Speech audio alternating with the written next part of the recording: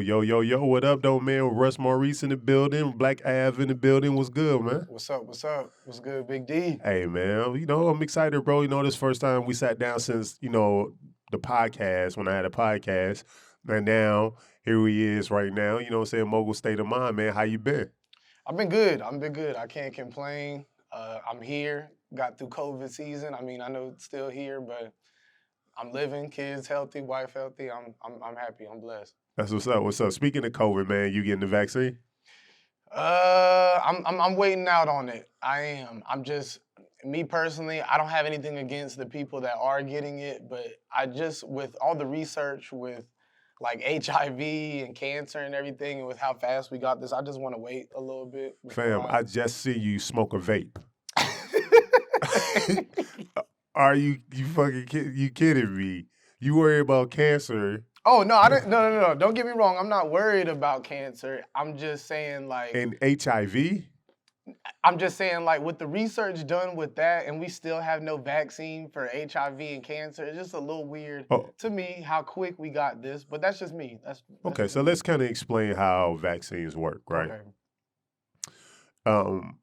Number one, the problem with HIV was you could create a vaccine for a virus, but if it mutates so fast, the vaccine that you created doesn't work for the virus that it currently is. And that was the issue with HIV. Mm-hmm. It mutates so fast that by the time you created a vaccine for it, the virus has mutated to something else. Right. Now we're starting to see the same issue. Thank God COVID moves a little bit slower. Right. But now you're starting to see different variants of COVID popping up. Right. And the problem and the fear is that you may get vaccinated and it works for one variant, but the South African variant, it may not work well for it. But with HIV/AIDS now, there are suppressants. I don't know if you saw the Levitra. I don't know. I think that's the name of the medicine, where pretty much this looked like what Magic Johnson probably got back in the early 90s. Okay. Hence, he had kids with his wife and his kids never contracted it. Right. But what it does is it now makes sure HIV levels go so low that it's undetectable. And once it's undetectable, you're unable to pass it. So that's out now. So for people who get HIV, that's why you haven't heard people dying from it no more. Mm-hmm. It is treatments out there for it. With COVID, thankfully, COVID was one of those things where it's a form of SARS. We're already familiar with SARS is. Right. This is a new mutation, a new variation of it. So since we already knew what SARS was and we already been making medicine preparing for the next SARS outbreak, we were kind of ahead of the game a little bit with COVID. Now they rushed it out faster than normal, right, than the FDA approval, but nobody ever knew what the FDA approval was for anything that we take. Right. We just say it's on the counter, it's here, let me take it. So, I mean, I'm not trying to, necessarily push people to get the vaccine because I understand with the Tuskegee experiment towards black people with some bullshit that's not happened. Mm-hmm. But I went and got my vaccine last week, my first shot. So, I'm excited. And I don't blame you for it. I don't. My parents actually got the vaccine, and so did my grandparents. So I have family members that have gotten the vaccine and have suggested me get the vaccine. That's why I say I don't have anything against the people that get it. It's just me personally. I'm gonna wait just a little bit longer. Or if they do something where it's like, man, you can't leave the state of Texas unless you're vaccinated, then I'm getting the vaccine because I don't want to be stuck. I got you. If they make it a requirement like that, then I just got to get it. But okay, we'll wait it out for right now. No problem. With that being said, Texas next Wednesday open up 100% capacity. Yes, sir. No mask mandate.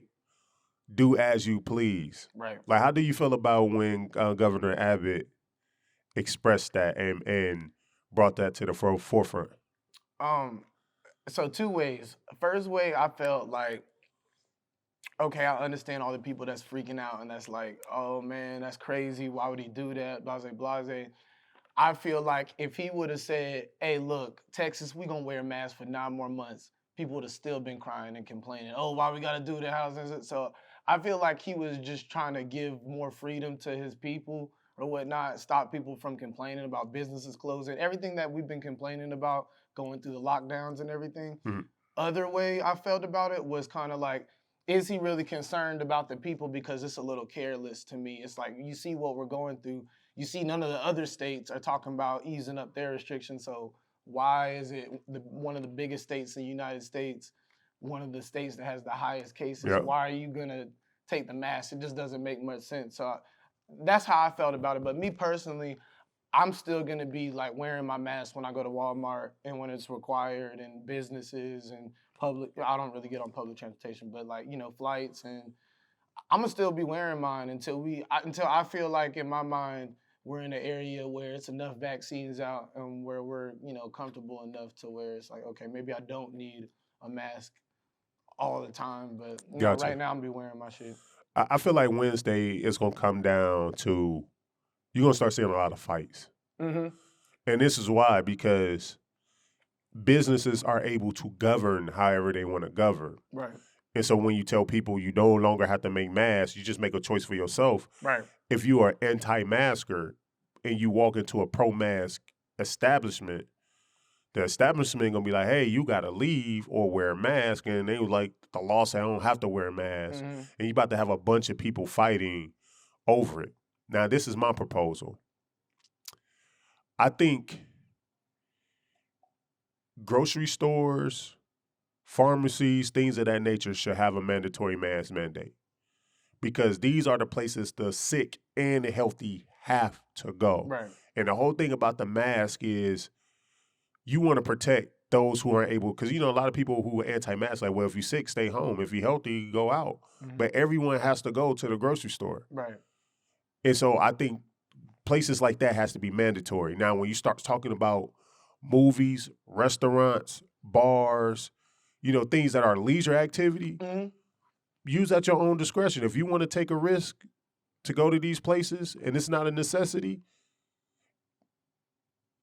mask or not, do your thing. Because if you're unhealthy, you shouldn't be in a restaurant. If you know you got underlying conditions, you shouldn't be at the movies. Right. You know what I'm saying? Mm-hmm. But everybody else who feel like they healthy, it's all fair game. Right. Leisure. But I think mandatory masking should happen in places where it's a necessity, where healthy people and unhealthy people have to come together. I agree. To help. Yeah, I agree. So, man, the journey. Yes, sir. Black Ave, man. Kind of explain the concept of what Black Ave is, what does it mean, and what all falls up under that umbrella of Black Ave. Yes, sir. So Black Ave is the imprint I started back in 2016. Okay. My favorite color is black. I love black. I got lots of black shit, black phone, black car ain't black no more, but everything else pretty much black. I love black shit. So Avenue was I did a little research. It was first called Boulevard, but I saw Soulja Boy had a clothing line called Boulevard, so I was like, can't use that. But I want to make it where it's like a street. If you about our lifestyle and you fucking with the way we rock, our music, the way we do things, then you on our street, you on our Ave. If you don't, get the fuck off our block, get off our avenue. So I mashed the two together and made it Black Ave, which the acronym BLKAV, Black Avenue. And it started as a record label and clothing line. So first started with me dropping music and then getting into the clothes. 2 years went in, my son was born, and that's when I kind of was like, you know what? I can't put all my eggs into the music basket. I gotta expand this thing, kind of turn it into a legacy, really. So I was like, let's do the podcast thing, get into a podcast. I kind of always saw myself doing my own little TV show type thing. Gotcha. Even when I was a kid, like I could find old videos of me doing like old TV show based things. But I was like, let me just try my hand at it. So I was in the shower one day and came up with Give Me 30, which is pretty much like give me 30 minutes, except I call it Give Me 30. Got you. And so that's the podcast. That's under the Black Ave umbrella. And then the final branch that I added on to Black Ave was a Black Ave film, which is the film branch of Black Ave. And we just dropped KAINE back in September 2020. So that's where I'm at with Black Avenue. We got artists, got a videographer. My man Trey, he handled all the assistant things. And that's really it. That's where we at right now with the Ave. For sure. So like coming from it, the origin of everything, you an East Coast cat, Yes, Jersey, sir. right? Yes, sir. You know what I'm saying? Like, what was it like growing in Jersey? What was the transition like coming from the East Coast Jersey down in Texas? Like, give me that origin of you coming up and how do you get into hip hop? So I've always been into East Coast hip hop. Biggie was a big influence on me, and Jay-Z was a big influence on me. When I moved to Texas, the biggest Southern influence was Mike Jones. So when I first moved to Texas, my very first time, that was a big influence and made me just the way he came up, kind of out of nothing with the Who is Mike Jones, the way he marketed himself with the phone number. He just showed me like you can get it. You can get it from nothing. Like the work grind. He had like this saying that back then, I forget it, but it stuck with me. Um, those two influences, East Coast Southern, kind of mashed together. And then when I moved to Texas, I was like, what's a way I can bring this flavor and kind of mash it with the Southern flavor? So I met bro back in high school, um, and we formed a group called Russ and Ridge. Gotcha. So that's kind of how I transitioned to doing music, just from being in high school in the East Coast and listening to that stuff versus listening to what we had down here. I was like, I could definitely do this one day, and made that group. Russ and Ridge was the name of the group, and that was high school. And that was my first dabble in music. That was age 15, 16. Gotcha. Years before that. So I see you got the Houston Rockets. Yes, sir. And for people who know you, that's your squad. Yes. Was that your squad in New Jersey? It was. It was. Okay. So I lived in Texas twice. Okay. My first time living in Texas is when I picked a basketball team. So when we moved from the DMV area to Dallas, my dad brought me to a Mavericks game. Had no team picked yet. They were playing the Houston Rockets, and I love red. Red is my second favorite color behind black. So I'm looking at their uniforms, and I'm like, man, these are fire. I just love the all red thing going on. I'm looking at T-Mac. I'm looking at this tall-ass Asian dude, and I'm like, who's this? Yao Ming. I learned about him, and I'm like, man, this is fire. And then I see these big-ass R's on their uniforms. I'm like, man, my name is Russ. Like, I just felt like it was made to be. So I fell in love with the way T-Mac played. I was like, I just felt like it was. Remember, I just told you about Mike Jones. Right. He's from Houston.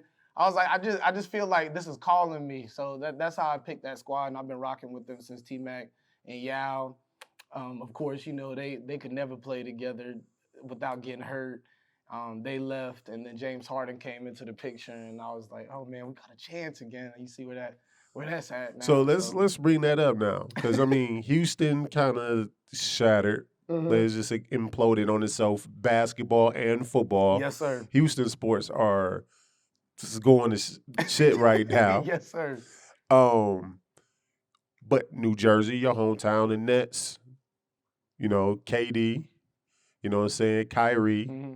James Harden, and just picked up Blake Griffin. Yes, sir. So I don't know how avid of a basketball fan you are. I don't never really watch the games. I just watch ESPN all the time, get the cliff notes. Just get me to the ups and the downs, who won. Right.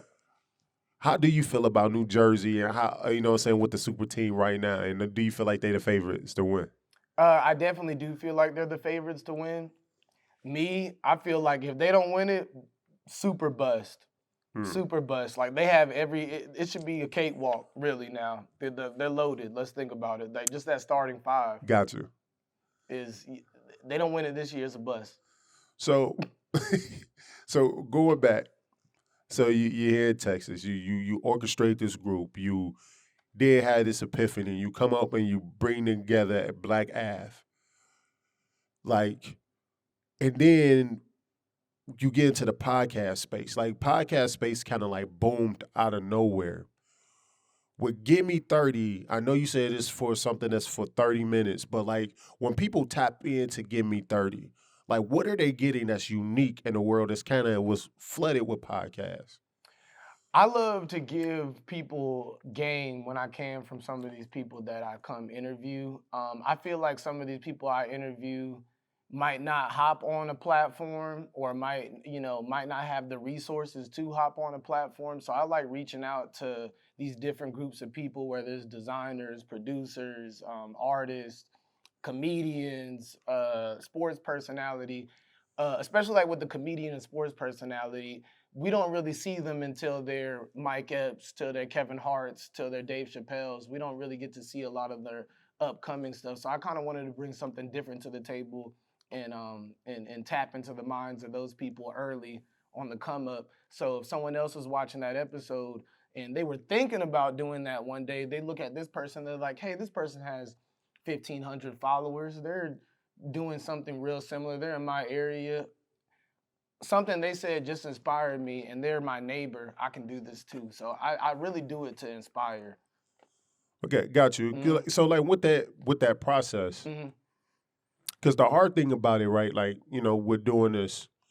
Sometimes constantly kind of getting people at the low end makes it sometimes harder to grow Mhm. the platform to its fruition because people sometimes like to validate a platform by seeing people that they know and familiar with. Right. And sometimes people can get annoyed by every time something new is posted, it's somebody that nobody knows. Mhm. So do you ever battle between like, bro, I gotta kind of up the ante and get some of these people who got some clout Yes. and not forget it, but still try not to forget about the people who trying to reach a certain level? Like, how do you balance the two? I just keep I just keep my mind, my lane open for that type of stuff to happen because you're exactly right. Like for example, when we dropped Kane, uh, we posted on the Say Cheese story, and bro Victor Pope Jr. Shout out to Victor Pope Jr. He followed me because of that, and then he found out about the podcast. He put on his story, "Hey, any Dallas podcast, tap in." I'm like, "Dang, bro's verified." So Yeah, I was like, "Yeah, let's get him on the show because what you exactly said. This could get some clout up." So yeah, I just reached out to him. I was like, "Worst I can get is a no," and little did he know he wanted to be on Give Me 30. So we did that, and that's really it. Like the way that came into play. Like I said, I just keep my lane open for whatever. got you. hmm So then you come to Kane. Kane has been out. Has it been a year yet? No, it's about it'll be 6 months this month. Okay, 6 months. hmm So you drop a movie in the middle of the pandemic, man. Like, how do you feel like that impacted the movie in any way, whether good or bad? For I know some people may look at it like, hey, pandemic was a great time to drop content because everybody's kind of stationary. Right. You know what I'm saying? And people consuming content left and right. Did the pandemic benefit the release of Kane? I feel like it did in a way, just because of what you just said. People were stationary, and it's so many people that were like, "Ooh, I don't want to do that because of COVID. I don't want to do that because of COVID. I don't want to do that because of COVID." I know it sounds kind of selfish on my end, but I was like, I'm gonna take full advantage of that. I'm Got not you. gonna be one of those people that are like, "Oh, I'm not gonna do my movie, COVID." Nah, fuck that. That's an excuse in my eyes. I'm not gonna do it. Um, I know we couldn't run COVID tests on set, but I was like, hey man, temperature checks. If y'all not feeling well, let me know. Let's not endanger ourselves here. If you obviously feeling sick, let's not do it. For the most part, everybody was well, and I was like, let's just see, let's just see what happens. Let's get it done. But everybody was fine. Nobody got sick. No COVID cases after Kane. Like, not that I know of, at least. But So like with from the writing process, how long did it take you to actually write the movie up to actually starting to shoot it? it took me about 9 months to a year. So I fully wrote it in over the course of 9 months. Um, got to that point, went over it, and I was like, you know what, this isn't gonna work out. Mm, So that's when the 3 months came into play on the rewrite. And then once that year went by, I was like, okay, this is it. This is the finished product right here. got you. And so then like now the script is done. How do you go through the casting and did you have table reads and things of that nature? Funny thing is, no, we did not have table reads. I kind of had a cast picked out already. It wasn't a huge cast. The main person that I was like, I need to make sure this is super flawless, we're good, was was Kane, the main Got you. character. So me and him, we met up a few times. Got into character, got his vibe right for playing his part, and then the other people I kind of just read script to and just gave a basis of what I want the scene to look like. Okay. But believe it or not a lot of people know that, but we actually didn't write a full script. It was just an outline, and I directed literally every scene. I was like, this is what I want to happen, because I wanted it natural. I didn't want people to be like, what's the line, because these are unexperienced actors. This isn't J-Lo and Will Smith I'm Right. dealing with. Like, this is everyone. Oh, we on a short film? All right, let's do this. So I was like, kind of work with what I got.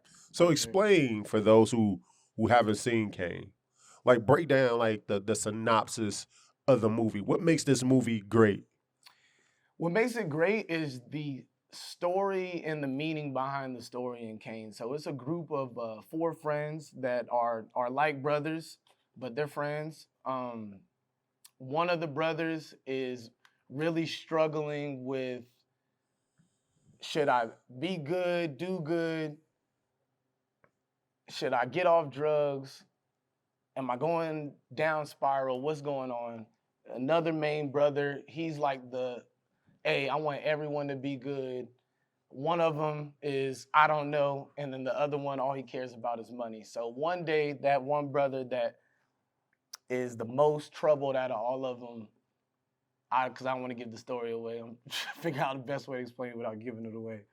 One of them just goes berserk one summer afternoon in a way that you probably, if you haven't seen it, you wouldn't be expecting the way he goes off. But that's about it. And it just teaches you, not everyone is your friend. The ones that you think are your friend might not be your friend. They might have another intent. And that's the way life is, really. No, honestly, So that's true. That's what I was trying to teach with KAINE. Got you. And so then KAINE ended up getting picked up on some independent film Yes, sir. festivals and stuff like that. Man, kind of talk about those festivals and why those type of accolades are important to you. The crazy thing is, I didn't think I was gonna get. You know what? I'll take that back. I won't say I didn't think I was gonna get picked up, but I was like, man, this is my first film. Don't be hurt if no one picks it up. This is the first one. If it fails, like it fails. You tried, but when the first one accepted me, I felt amazing. Second one accepted me, I was like, okay, I might have did something here. Third, fourth, and fifth selection, I was like, okay, it's time for a fucking award. I gotta. It made me feel amazing. It kind of solidified my, bro, you can make films. This is something that you can continue if you decide to continue and really put your mind and energy and heart to this. I didn't win any awards. We were a semifinalist at NDX out in California. That's dope. And that was crazy. I was like, wow, LA. We in Texas, and LA selected us as a finalist. That was dope. So, like, when you look at Black Ave as a whole, you look at the clothing line, again, the record label, and then you got under that, you got the podcast, Give Me 30, and now, you have films. Being that you're such a jack of all trades within the entertainment business, but if one could be your baby, your passion, the one that is like, hey, if all else fails, this is what I really want to do, which would it be? The music. The music. Mm-hmm. So are you back in the studio yet, man? How I you am. got music, bud? I've been in the studio several times, so I keep myself in the studio with the other Av artists. I've been around DK a lot. Just I actually hopped on, threw a few bars on his single that he just dropped. Money's My Passion. Y'all go stream that. All streaming. I'm inching into it, man. I'm easing into it. It's just a different way that I approach music that I've seen a lot of these artists around here do, which is all power to them. But one thing I'm doing with this brand is hopefully I can get a budget where I can get some instrument players together. Like I'm real Kanye Westish when it comes to making music. I would love to like maybe go out the country and like we got an MPC, we got the keys over here. I want to make some I know has a good chance of going on Billboard, and even if it doesn't, it's timeless. We can listen to it 10 years from now and be like, yo, this is hot. But you know what, and that makes sense. Like, music is about vibe. You make great music and a good vibe, so understand why people switch it up. Right. Why you go to because like when you go to California, it's like it feels creative there. It's somewhere new. Right. You go to Atlanta, it feels something new. You hearing different beats. You hearing different styles. Like, music is inspired more than just by music. It's surrounding. So definitely understand why you would have that Kanye route.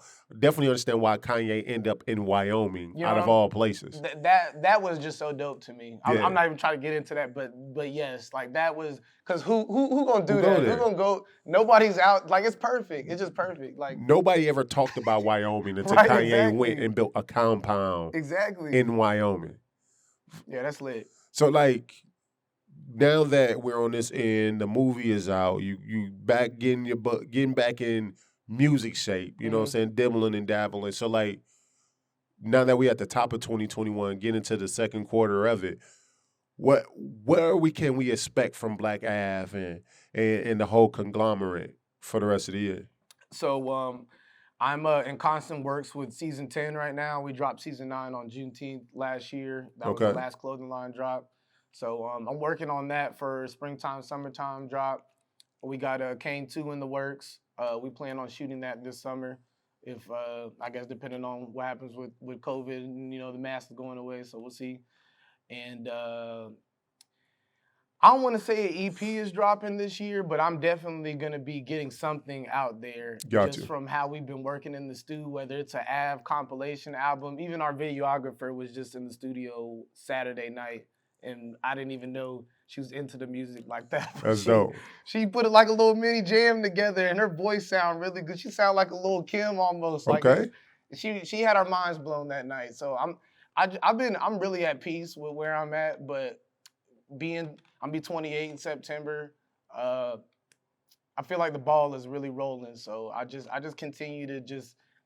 I feel like Cap at training. Like I feel like they could still call me about a job at any time, but I'm just keeping myself in the gym. For sure. Keeping myself trained up and ready for the opportunity. Really.